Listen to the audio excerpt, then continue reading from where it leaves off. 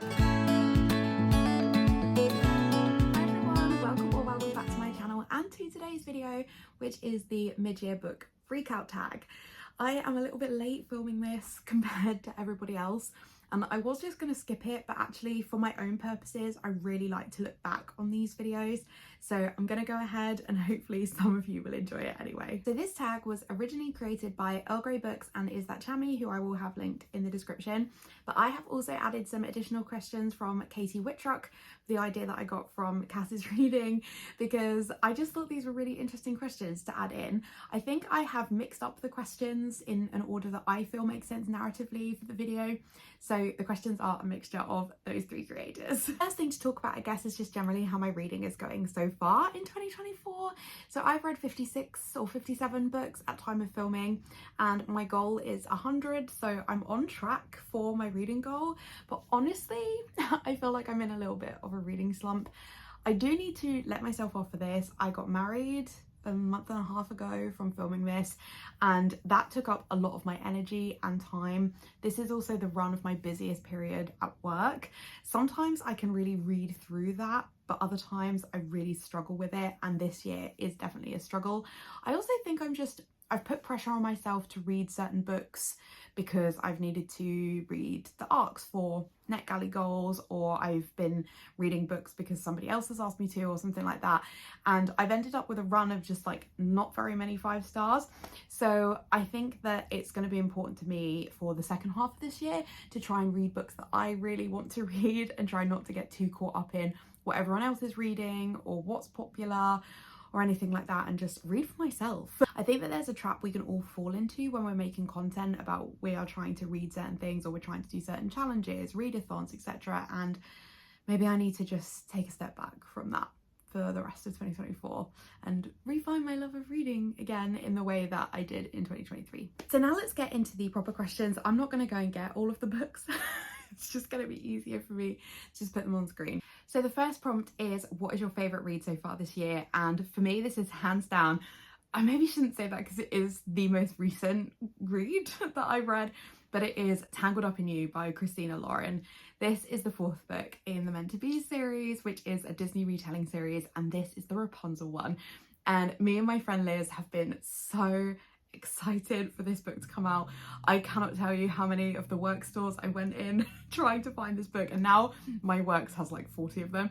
But anyway, I was so desperate for this book to come out, and I had finished a book while I was on the commute after I'd bought the book, and I was like, I'll just pick it up, and I demolished it. So all of these books are like modern Disney retellings, and so in this one we have Wren, the Rapunzel character, who lives on a really secluded farm with her parents, but she manages to convince them to let her go to college. But when she goes, there is agreements that she has to go home every weekend. She's not allowed to date, she's not allowed to go out, she's basically not allowed to leave campus at all. And on the first day, she's shown around by this guy called Fitz, who is like the most popular guy at the college. And they don't really hit it off. He is not interested in making friends with this girl who doesn't know anything about the world and who's not remotely adjusted to, you know, standard early 20s life. But they kind of end up thrown together in a couple of classes. They keep running into each other, you know, a few times. And then as part of one of Wren's classes, she does a DNA test and realizes that maybe the results of the DNA test are not what they should have been based on what she's been brought up to know. And she enlists the help of Fitz to go on a road trip to try and figure out what the real answer is. And this is such a good retelling of the Rapunzel story, because it has all the things you love about Rapunzel and Flynn. It has Rapunzel being her total sunshineness and Flynn being grumpy, and that total excitement that Rapunzel has about discovering things in the world. We have that. We have a great retelling of the Snuggly Duckling scene, the scene in the pub. It's done so well. We have one bed trope all over the place here, which is so great. And I genuinely felt these two falling in love. it's also a really sad story in the way that the movie is, but I think actually the book is even harder. Like the backstory that we get for Fitz is quite hard to read at times. I apologize for my phone going off. And yeah, I really loved it. I really loved it. And Christina Lauren's writing is excellent anyway. So just them being the people to tackle the Rapunzel story, and like when you read the like wrap up at the end, the acknowledgements, you can tell they were so desperate to write this story, and it really comes through. So that is my number one. My honourable mention, I think, would go to Bride by Ali Hazelwood, but I could have probably also put this under like biggest surprise, but like, you know, I had other answers for that. But I'm not as surprised because I love Ali Hazelwood. I have really enjoyed several of Ali Hazelwood's books, and I was a little bit wary of Bride, but it's so good. It's this just like, you can tell like Ali's love of Twilight really comes through in Bride. And as a Twilight girly from my sixth form days, it was really fun to read a book about a werewolf and a vampire falling in love with each other. And this was a really good marriage of convenience book, or like a kind of forced marriage. Like I think that the way that it was dealt with was really believable for the lore that was being created. Ali's writing again was just amazing, and Lo is like the ultimate book boyfriend. So yeah, I think that would be my honorary mention of like another book that I devoured and just really enjoyed. The next up is best sequel that you've read so far this year, and I am going to go for Lore Olympus Volume 5. I haven't read Volume 6 yet, which is so bizarre because I have it and I love Lore Olympus, and normally I read them like very quickly after they arrive. So that is something I will try and do in the next couple of weeks. The Lore Olympus series is a Hades and Persephone retelling in the kind of modern day. I would say it's kind of set in some time that is not really known, but they have cell phones, and Hades actually is like the leader of this like underworld corporation rather than like the underworld in original Greek mythology. And the series is just so good. I've spoken about it loads and most people will have heard about it, so I won't go on too much. But if you like graphic novels, or you really like beautiful art, maybe you've never read a graphic novel and you don't know, I think that these are so worth your time. The art is stunning. There are so many characters, and that's maybe my only one criticism, is like there's a lot of characters to keep up with if you are not somebody who knows your Greek retellings. But I love reading about all the characters and all their stories. A lot of them are really bad people, gods, and it's interesting to read about that and decide kind of where your moral compass sits. Hades and Persephone are the ultimate slow burn. If you don't like a slow burn, don't read this. I think if you like a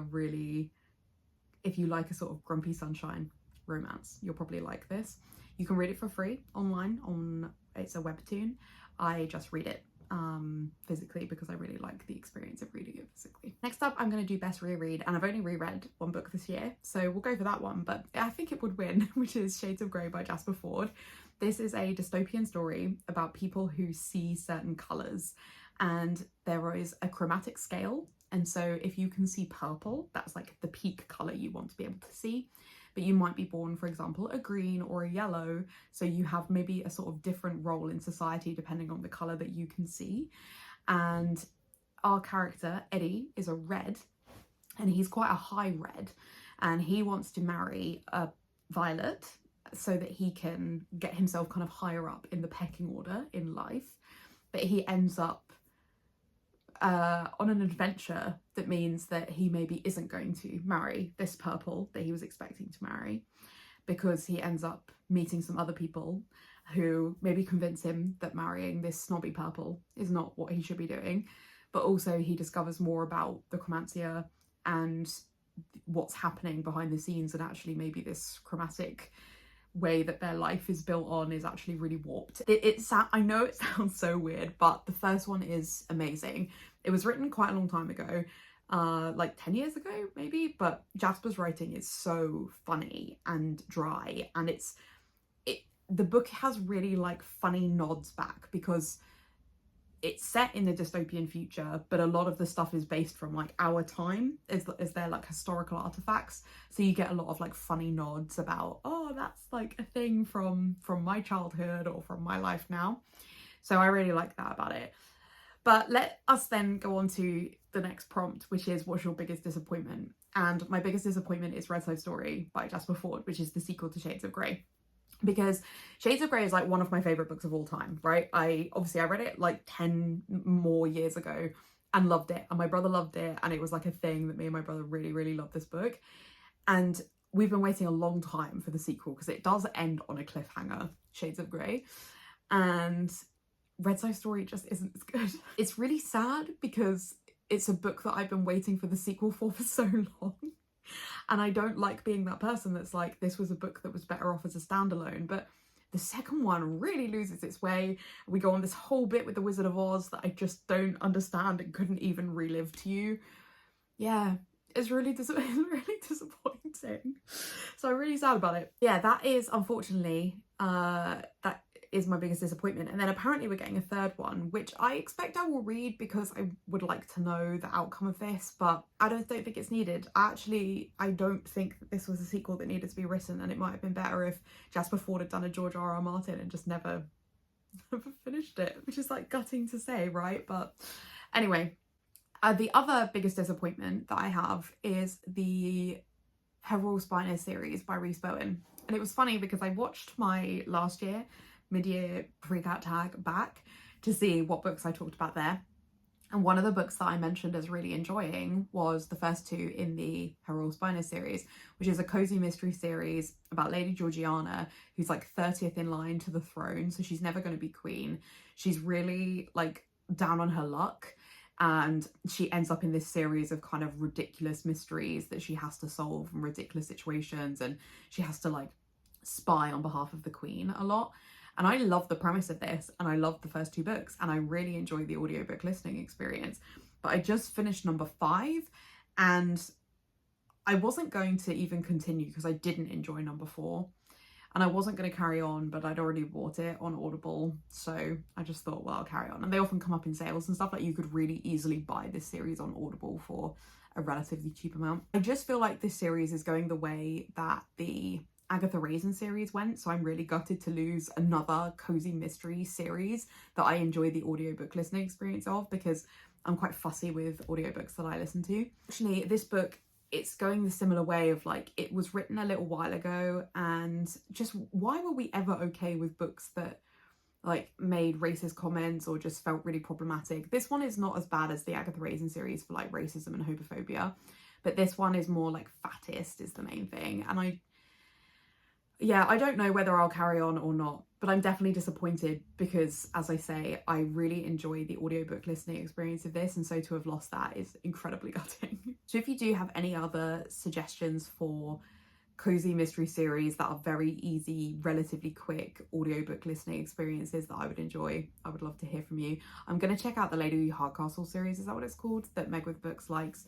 Hopefully that one will remain unproblematic. The next prompt is biggest surprise, and I have 2 for this, both positive surprises this year. So the first one is Yellowface by R.F. Kuang. What a book. Picked this up on audiobook, not really knowing whether or not I would like it. I've not read anything else by R.F. Kuang. Let's like ignore the fact that Babel's on my shelf. And I think this book is so good. Like this and the next biggest surprise would also be in the running for my favourite book of the year, to be honest. It's just Tangled Up in You is the most recent one I read. But I think that Yellowface is excellent. So it's about Judy, I think it's June. Basically this person who is a writer, but not a very successful writer. And she's friends with somebody who is a very successful writer. And she's at that person's house, and I would say friends very loosely, like she's really jealous of her and is kind of almost like hate friends with her.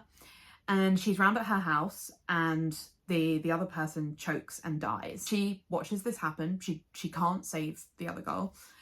And rather than just let it be, she steals her manuscript for her unpublished work. And then she makes some light amends to it and publishes it as her own. And the other author is a person of colour.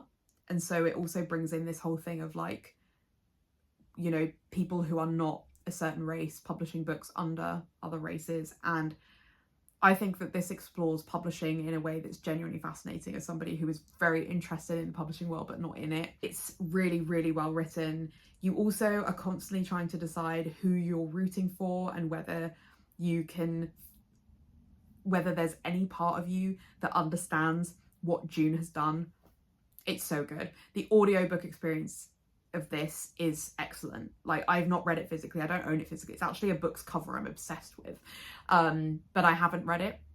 But I listened to the audio, and I would really recommend listening to the audio. My other biggest surprise is Daisy Jones and the Six by Taylor Jenkins Reid. This is another audiobook experience that is just excellent. This is about a band who form when they're quite young, and they're really, really trying to be successful. And sometimes they are, sometimes they're not.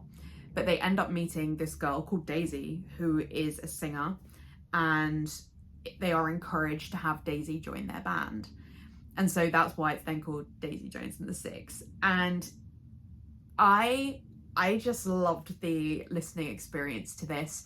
And I have now listened to like a lot of Taylor Jenkins Reid. I don't ever read them physically. I enjoy the audio experience of her books.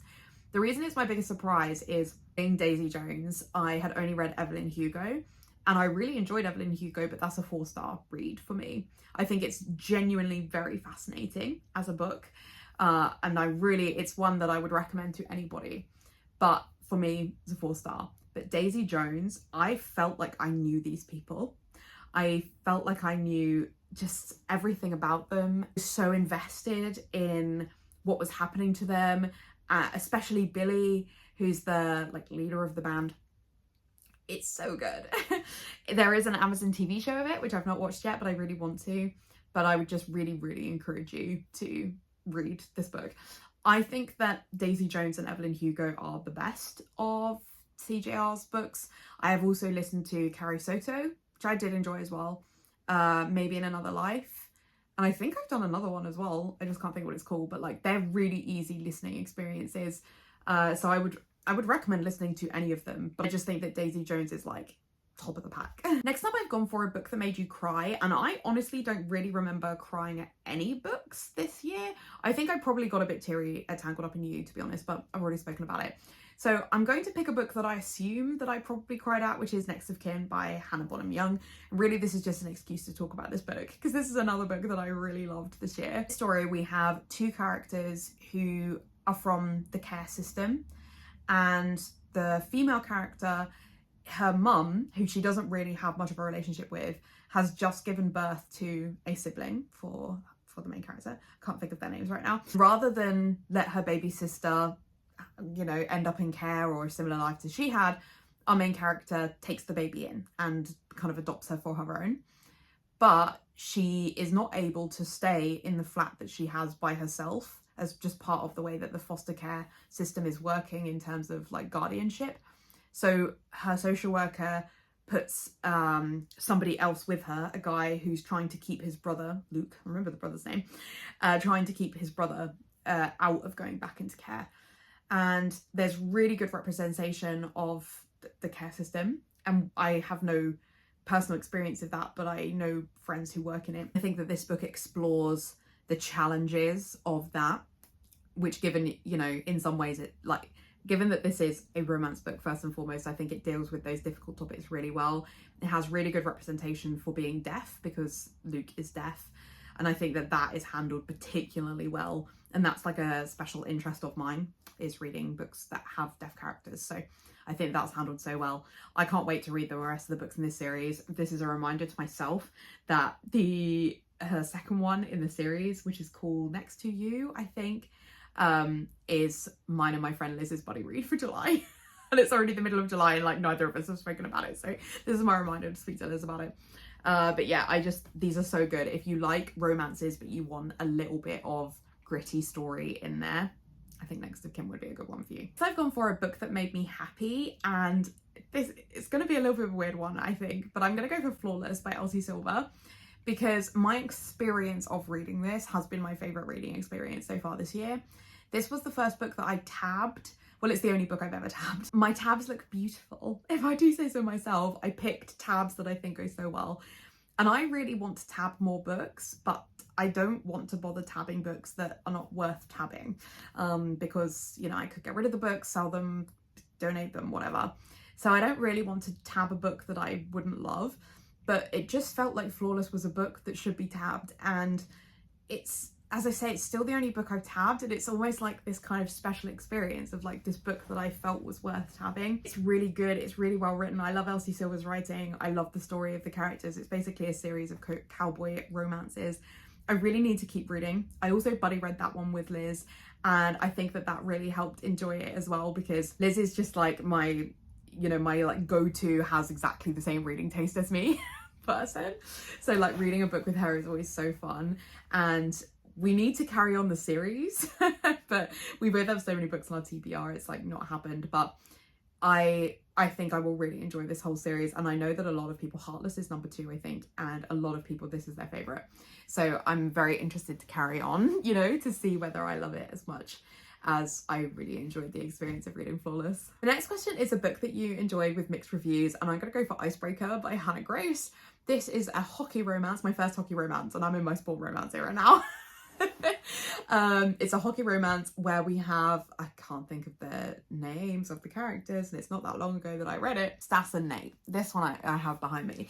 So Stas is a figure skater and Nate is a hockey player, and they go to the same university, and but they don't play on the same rink until something happens at the rink that Nate skates at, and they force them to skate together. Basically they have to all skate on the same rink, and this is it. It's too long, realistically. It's like a 400-page romance, but I was never bored.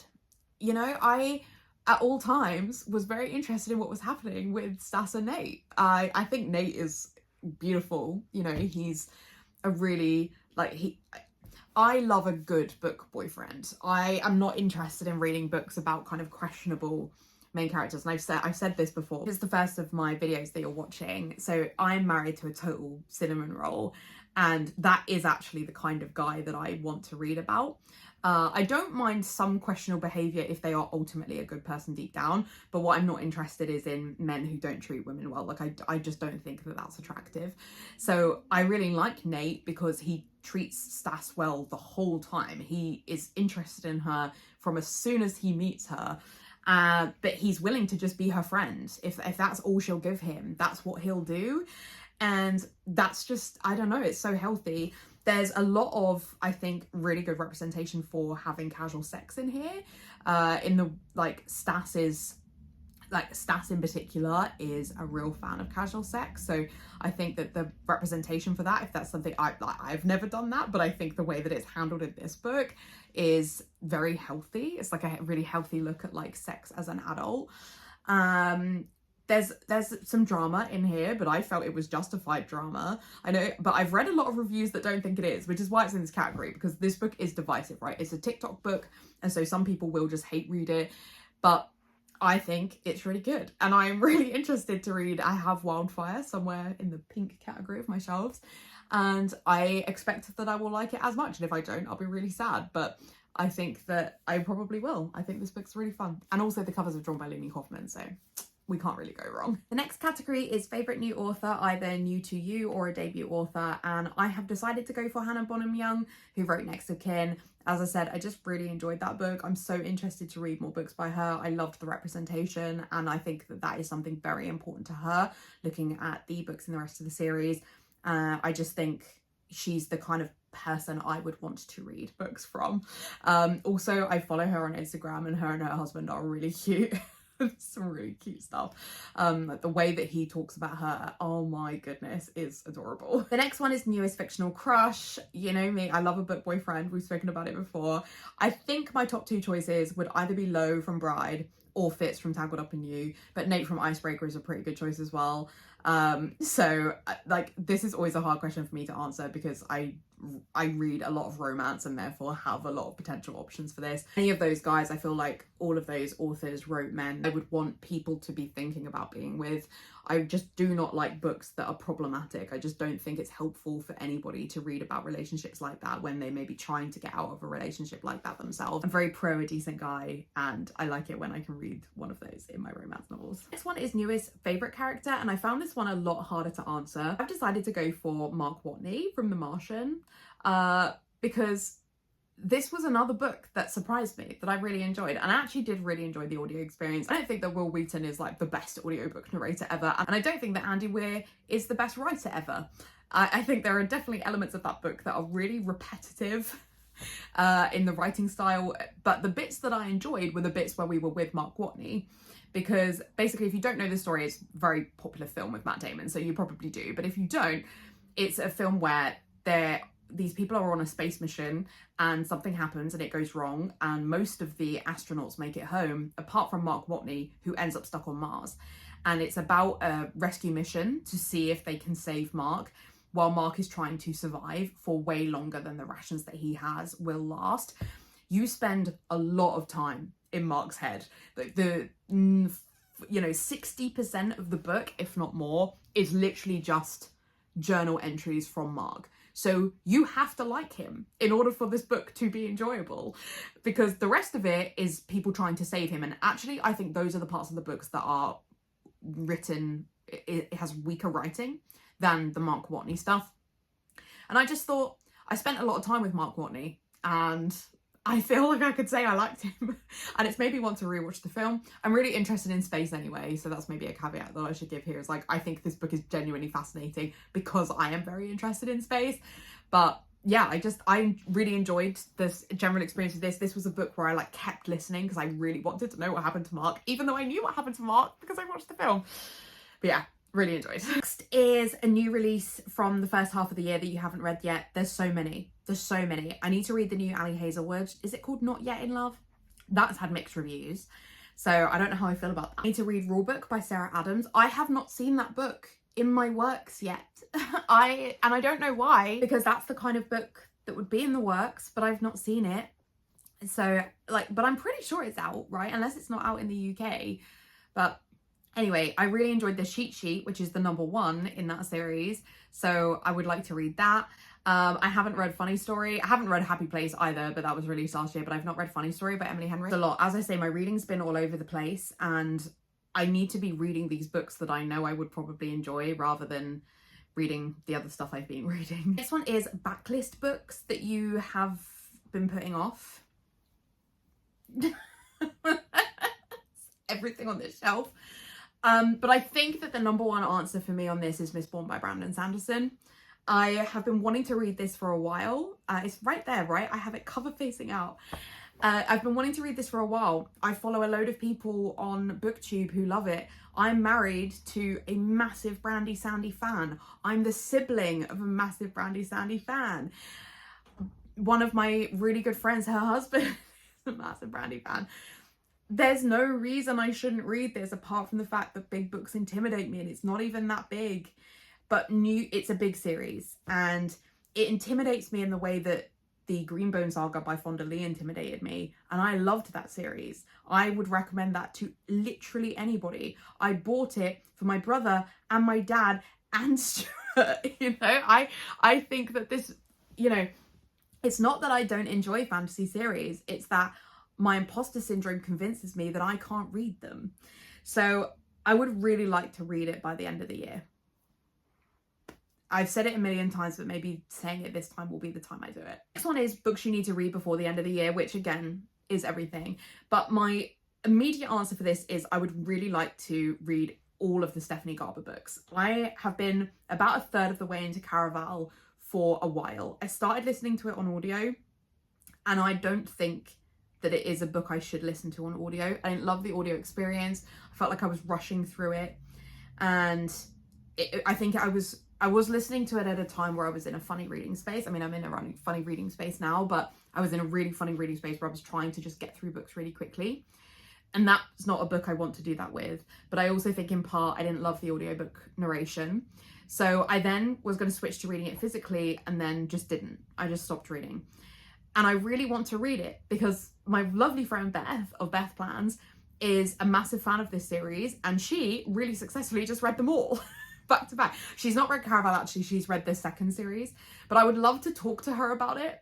But I want to read the Caraval series first before I read the Once Upon a Broken Heart series. And I own them all.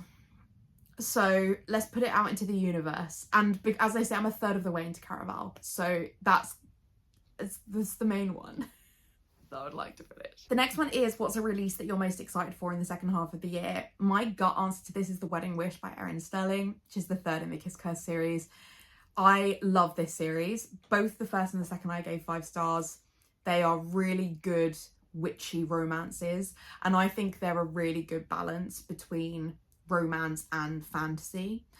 I really, they are fantasy romances, but not in like an ACOTAR way, because they're much lighter than that. They don't have that like level of drama and that side of the fantasy part. So I would say they're a romance fantasy. It's like flipped the other way, but I still think that the fantasy elements are really good, and you know, they absolutely still are like engrossing. I love the writing. They're so funny. The characters are really, yeah, it's just really fun. So I can't wait for the third one, because we've been waiting a long time. And then my other one is Teen Titans Starfire by Cami Garcia and Gabriel Piccolo. I love the Teen Titans graphic novels series. Raven was my favourite book of last year, maybe other than Jade Legacy, but I think this series is so good. They are beautifully drawn. It's such a good retelling. It really brings the Teen Titans into the modern day. And I just can't wait. I can't wait to find out how Starfire is going to fit into the current story. I don't think that all of the books in the series are 5 stars. I've given 2 5 stars and 2 3 stars, I think. And the last one that we had was Robin, and I did not love the Robin one. But overall, this is a series that I really, really, really love and really want to see what happens next. The next one is 5-star predictions for the rest of the year. What do I think? I mean, I think that I will probably give Mistborn 5 stars when I was about to be like, if I read it, no, when. I would love to say that, like, if I read Happy Place, maybe that, but I've seen some people say they didn't love Happy Place, but they did love Funny Story, so maybe Funny Story, which I don't even own because it's only come out in hardback. There's also 12th Night by Alexin Farrell-Fallmuth, which is I don't think it's a sequel, but is another YA book. So that's Olivia Blake. This is her like real name. And she wrote My Mechanical Romance, which is a YA that is exceptional. I think is one of the best books ever written. And I know it's not for everybody, but I think that this book is so good. It's a really good like STEM YA. I think it's brilliant. And 12th Night is out now and I own it. So actually that's another book I would really like to get to, but maybe that's a 5-star prediction because I loved My Mechanical Romance so much. And I figure that if you didn't enjoy My Mechanical Romance, you obviously wouldn't enjoy 12th Night, but like hopefully I would because I enjoyed My Mechanical Romance. I would also really like to read The Dead Romantics by Ashley Poston. I think I would probably give that 5 stars if I would actually get around to reading it. So yeah, let's go for those. Next up we have like the prettiest books that you were given or bought, purchased, whatever. And for me, that has to go to the Priory of the Orange Tree books by Samantha Shannon. These are the Illumicrate editions. I was very lucky to get my hands on these in the reprint and they are stunning. Like I doubt I'll ever read them because like I have big book fear, right? And I couldn't read these editions. Like I was in the Smiths the other day thinking, I think I would have to buy this book as like a physical paperback to read so that I could tab it, and because I think that would be a really good way for me to engage with fantasy books is to tab them. But I would have to buy a copy of it to tab and stuff because I can't read these ones. But I do really need to read them because I hope I will love them. I think the blue one is my favorite, which is the prequel, which is called A Day of Fallen Night. But should I have bought these books that were like £75 for books I haven't read? No. The next one is favourite adaptation of a book to a TV show or movie. I honestly don't think I've watched any. I started Red, White and Royal Blue yesterday from when I'm filming this. I got half an hour through and then Stuart came home, so I couldn't keep watching. And I don't think it's going to be that. That's a book I love by Casey McQuiston. And I don't think this is the best version we could have got of that. So I don't think I'll go for that one. I am not sure we've been to the cinema really at all this year. Like we went to see Inside Out 2, which I really liked, but that's not based on a book. Have we been to anything? Like have I even been to a theatre thing that is based on something? We see Ocean at the End of the Lane this year, the play. Well, that was really good. If we saw that this year, I'll go for that as the answer because that's based on the book by Neil Gaiman. and I really enjoyed that play, but I have a feeling we saw that last year. Yeah, I really don't think I have an answer for this year, but obviously I haven't seen Daisy Jones or anything yet. Next one is, do you think you'll reach your reading goal or will you change it? So my reading goal is 100 books. I'm at 56 now. It's definitely doable, especially if I keep up with the way that I am now. I can definitely hit it, but I don't think I'm going to go over it, or at least not by much. I won't change it though. I don't think. I'm not really somebody. I was like, I'm not really somebody who would change it to like feel the buzz. Honestly, I don't think I would change it because I would just feel like a failure for changing it. It doesn't matter whether I change it or don't. I would still know I'd aimed for 100. So no, I don't think I would change it, but I think I will probably hit it. I have a lot of graphic novels and manga to read. Like I think I can hit 100. I'm not too. I think 100 is like definitely achievable for me based on my previous year's reading. And then the next one is, do I have like any new reading goals for the second half of the year? I would like to get back to my reading journal. So I have a beautiful reading journal, and if I remember, I'll include a card of my reading journal setup. I was so happy with my reading journal setup, and then I did 3 months of it. And in typical cat fashion, if you have not seen my videos before, just the nature of my personality is I love things and I drop them. And so I have not done anything in my reading journal since March. So I've printed off my book. Well, I've like got my document together with my new covers for the books that I need to do for the rest of the year. And I do have some time off at work coming up, so I'm hoping that I will get to it. But between trying to do my memory planner, trying to read, needing to keep on top of our house and the reading journal, how do I find the time? How do I do all of these things? So I don't know, but I would really like to carry on with it and get back into it because I love looking through it. I love that experience of it. So I also, in that, had a few challenges, which were like 12 books by 12 friends, and I haven't read a single one of them. I'm pretty sure. Maybe I've done one. And then I also had like Kindle Unlimited books I was going to read, but I did actually cancel my Kindle Unlimited subscription. So maybe that's okay that I didn't get through those. There was also like 24 books I want to read in 2024. I haven't done any of that. And obviously we were just talking about how I need to not read books for challenges and stuff, but also some of the books on there are books I really want to read. So I think I need to just try and reframe my reading for the second half of the year and think about what I really want to read to really keep me excited about reading. So that is it for today's video. I really hope that you enjoyed. Please let me know what's the best book you've read so far this year. It's very easy to convince me to put a book on my TBR. So please give me some suggestions for what you've loved, especially if it's a romance, because that's my #1 category. Or just convince me, like if your kid is just watching this, just convince me to read Miss Fawn. Okay, that's what we're trying to do. If you enjoyed this video, I'd really appreciate a like. And if you haven't already, I would love it if you would subscribe. In the description, I will have a link to my Instagram and my Goodreads if you want to check out any more content from me. Otherwise, I'll see you in my next video. Bye.